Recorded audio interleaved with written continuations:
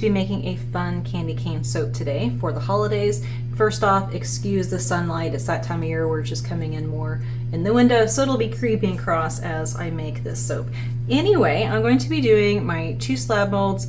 For the base of it, I will be pouring just a plain layer on there with the fragrance, and it's a wonderful soft sweet mix of peppermint, orange, apple, vanilla, clove, and amber. It just smells so good and fresh for the holidays. The top of it, I'm going to be doing an ebru design, which is kind of like that silk painting, and then I have this handmade tool that I'll be using to do my swirls. I have my little squeeze bottles here. I have 4 of them. I'm going to be doing a pink, a white, a red, and then while this looks purple, it will morph to kind of an amethyst grayish color. I think that'll be pretty in there.